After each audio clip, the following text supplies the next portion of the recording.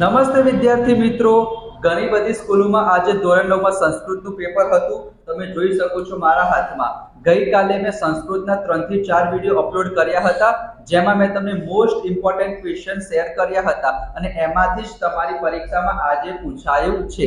આવતીકાલે તમારે કયું પેપર છે વિદ્યાર્થી મિત્રો? સામાજિક વિજ્ઞાનનું પેપર છે. તો આજે વિદ્યાર્થી મિત્રો હું 4 થી 5 વિડિયો અપલોડ કરીશ. વિભાગ એ, વિભાગ બી, વિભાગ સી અને વિભાગ ડી, ઇવન નકશો પણ હું તમને કહીશ.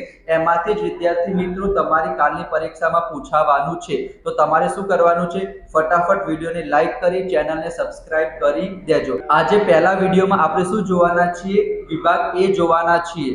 કારણ કે અહીંયા તમે જોઈ શકો છો વિદ્યાર્થી મિત્રો, તમારી પરીક્ષામાં કેટલા માર્ક્સમાં પૂછાશે? 16 માર્ક્સમાં પૂછાશે. તો આમાં વિદ્યાર્થી મિત્રો આઈએમપી ની જરૂર ના પડવી જોઈએ. તમારે સરસ મજાના બધા ક્વેશ્ચન કરી દેવાના છે. છતાં પણ હું તમને સાથે સાથે કહેતો જઈશ કે કયા મોસ્ટ ઇમ્પોર્ટન્ટ પ્રશ્નો છે. તો સૌથી પહેલા તમે જોઈ શકો છો અહીંયા જોડકામાં પહેલા નંબરનું જે જોડકું છે ને વિદ્યાર્થી મિત્રો, એ મોસ્ટ ઇમ્પોર્ટન્ટ છે. કેવું છે? મોસ્ટ ઇમ્પોર્ટન્ટ છે. તમે કરી દેજો.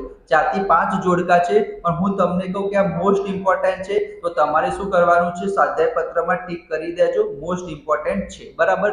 આની હું તમને પીડીએફ પણ આપીશ વિદ્યાર્થી મિત્રો, સોલ્યુશન વાળી. વિડીયોને અંત સુધી જોજો. એમાં મોસ્ટ ઇમ્પોર્ટન્ટ પ્રશ્નો મેં ટીક નથી કર્યા, તમે અત્યારે ટીક કરતા જજો. અહીંયા તમે જોઈ શકો છો. તો વોરેન હેસ્ટિંગ્સમાં શું આવશે?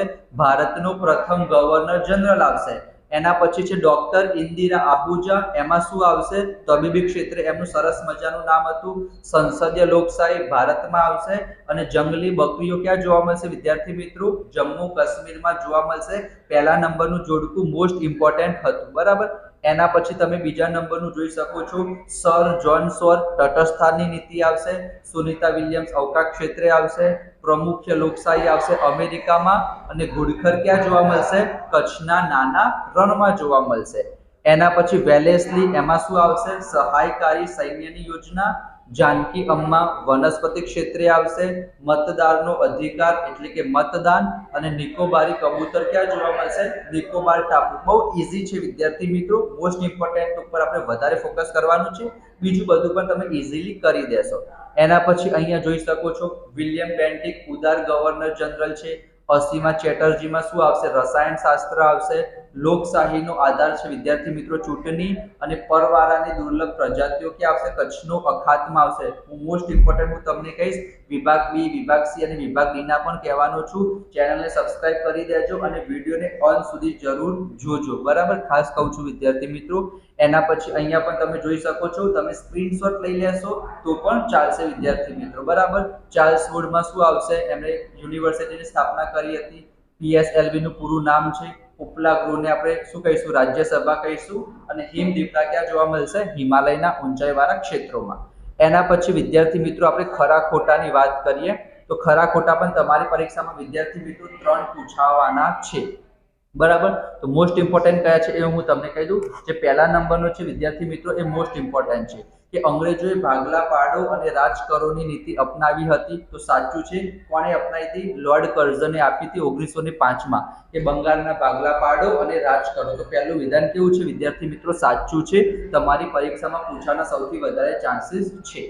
એના પછી 1908 ભારતમાં મુસ્લિમ લીગની સ્થાપના થઈ. ખોટું છે. લાલ બાલપાલ એની ત્રિપુટી છે, એમણે પણ આપણને ખબર છે. સાચી વાત છે. એના પછી બારિન્દર કુમાર ઘોષ દ્વારા ભવાની મંદિર પુસ્તકમાં ક્રાંતિની યોજના આલેખાઈ હતી. એ વિધાન કેવું છે? ખોટું છે. એના પછી વિદ્યાર્થી મિત્રો ચાંદોર કરનારી પાસે ગંગનાથ વિદ્યાલયની સ્થાપના કરી. આ વિધાન પણ સાચું છે. એના પછી વિદ્યાર્થી મિત્રો છઠ્ઠા નંબરનું મોસ્ટ ઇમ્પોર્ટન્ટ છે, એ તમે કરી દેજો કે દેશમાં એક સ્વતંત્ર, તટસ્થ, નિષ્પક્ષ અને નિર્ભીક ન્યાયતંત્ર એ લોકશાહીની આધારશિલા છે. આ વિધાન કેવું છે વિદ્યાર્થી મિત્રો? સાચું છે. બરાબર. ચલો એના પછી 7મા નંબરનું અહીંયા તમે જોઈ શકો છો કે લોક અદાલતને કોર્ટ ઓફ રેકોર્ડ્સ તરીકે ઓળખાય છે. એ વિધાન ખોટું છે. રાષ્ટ્રપતિ સર્વોચ્ચ અદાલતના ન્યાયાધીશની નિમણૂક કરે છે. સાચું છે. એના પછી સર્વોચ્ચ અદાલતના ન્યાયાધીશની નિમણૂક 62 વર્ષે નિર્ધારિત કરવામાં આવે છે. ખોટું છે. 10મું પણ વિદ્યાર્થી મિત્રો સાચું છે. 11મું કેવું છે? સાચું છે. તો આ ઇમ્પોર્ટન્ટ છે વિદ્યાર્થી મિત્રો. તમારે શું કરવાનું છે? સ્ટાર કરો છો વિદ્યાર્થી મિત્રો. બરાબર. ચલો 11મા નંબરનું શું છે? સર્વધર્મ પ્રજા અને જાતિ પ્રત્યે સમભાવ એ ભારતની આગવી લાક્ષણિકતા છે. તો એ વિધાન પણ કેવું છે વિદ્યાર્થી મિત્રો? સાચું છે. એના પછી તમે અહીંયા 12, 13, 14, 15 જોઈ શકો છો. સાચું સોરી ખોટું સાચું ખોટું સાચું, બરાબર. એક વખત તમે વાંચી લેજો. એના પછી વિદ્યાર્થી મિત્રો ખાલી જગ્યાની જો આપણે વાત કરીએ તો એમાં વિદ્યાર્થી મિત્રો પહેલા નંબરનું છે એ મને લાગે છે તમારી પરીક્ષામાં પૂછાઈ શકે છે, તો એ પણ કરી દેજો કે ગાંધીજી તેમના સાથીદારો સાથે 24 દિવસની પદયાત્રા બાદ 5 એપ્રિલ 1930ના દિવસે ક્યાં પહોંચ્યા હતા? દાંડી પહોંચ્યા હતા. નેતાજીનું ગુલામનું નામ એટલે કે પ્યારું નામ સુભાષચંદ્ર બોઝ આપણને ખબર છે. એના પછી ત્રીજા નંબરનો અને ચોથા નંબરનો વિદ્યાર્થી મિત્રો એ બંનેમાંથી એક તમારી પરીક્ષામાં પૂછાઈ શકે છે. તમને એમ કે સ્વતંત્રતાના શપથ લઈ પ્રથમ વાર સ્વાતંત્ર્ય દિન ક્યારે ઉજવવામાં આવ્યો? તો આવશે 15 ઓગસ્ટ 1947 જ્યારે આપણો દેશ આઝાદ થયો. પણ એમ કે આખા દેશની સમગ્ર જનતાએ આનંદ અને ઉલ્લાસથી પ્રથમ સ્વાતંત્ર્ય દિન ક્યારે ઉજવ્યો હતો? તો 26 જાન્યુઆરી 1947, બરાબર. આ બે ક્વેશ્ચન પૂછાઈ શકે છે. એના પછી સવિનય કાનૂન ભંગ આવશે, 5માનો આન્સર. એના પછી વિદ્યાર્થી મિત્રો છઠ્ઠો પણ ઇમ્પોર્ટન્ટ છે કે ગુજરાતમાં મુખ્યપ્રધાન અને એમનું જે પ્રધાનમંત્રીનું કાર્યાલય ક્યાં આવેલું છે? ગાંધીનગરમાં આવેલું છે, બરાબર. તમને ખબર હશે. એના પછી 7મો છે નીતિ પંચના અધ્યક્ષ હોદ્દાની રૂએ વડાપ્રધાન હોય છે. દેશની મહત્વની અને સર્વોપરી સંસ્થા સંસદ કહેવાશે. રાષ્ટ્રપ્રમુખ સંરક્ષણ દળોના સર્વોચ્ચ વડા ગણાય છે. એના પછી 10મો છે લોકસભાના સભ્યો હશે 545 અને રાજ્યસભાના હશે 250. એના પછી 11મો મોસ્ટ ઇમ્પોર્ટન્ટ છે વિદ્યાર્થી મિત્રો, સ્ટાર કરું છું કે નદી જ્યારે પર્વતમાંથી નીકળશે ત્યારે તીવ્ર ઘસારણ કરે છે. કાશ્મીરમાં કયું છે? વુલર સરોવર, એ ભૂગર્ભ ક્રિયાઓ દ્વારા રચાયેલું છે. રાજસ્થાનમાં સાંભર સરોવર આવેલું છે. વિસર્પી નદીઓના પૂરના પ્રકોપને કારણે ઘોડાની નાળ જેવા સરોવરો રચાય છે. અને 15મો છે કે સમુદ્રની ભરતીના કારણે કયું સરોવર? લઘુન સરોવર રચાય છે, બરાબર. આ છે તમારો 15માનો આન્સર. એના પછી વિદ્યાર્થી મિત્રો આપણે શું જોઈશું? ખાલી જગ્યા જોઈએ છીએ, સોરી વિકલ્પો જોઈશું. તો વિકલ્પમાં પણ પહેલો કરી દેજો, મને લાગે છે પૂછાવાના ચાન્સીસ છે કે સંયુક્ત રાષ્ટ્રના ખતપત્રનો આરંભ આમુખથી થાય છે. એના પછી ઠંડા યુદ્ધની શરૂઆત બર્લિનની નાકાબંધીને સોવિયત યુનિયનના નેતૃત્વ હેઠળના દેશો કઈ વિચારધારામાં માનતા હતા? તો સામ્યવાદીમાં માનતા હતા. ભારતમાં બિન જોડાણની વિદેશ નીતિના પ્રવર્તક કોણ હતા? પંડિત જવાહરલાલ નહેરુ હતા. વિદ્યાર્થી મિત્રો થોડુંક ઝૂમ કરી દઉં. એના પછી 5મા નંબરનું જોડકું છે. અને પછી છઠ્ઠા નંબરનો પણ ઇમ્પોર્ટન્ટ છે, એ તમે વિદ્યાર્થી મિત્રો કરી દેજો. હું સ્ટાર કરી દઉં, થોડુંક ઝૂમ ઓછું થઈ જાય તો સારું. ઓકે ચલો, છઠ્ઠા નંબરનો તમે કરી દેજો.